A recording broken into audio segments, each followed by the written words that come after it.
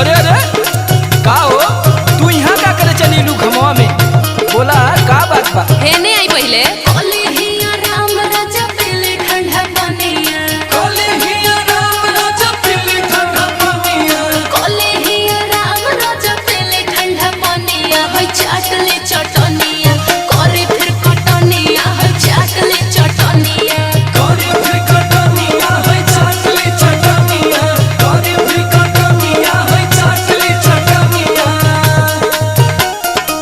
इतना काहे माने ली रे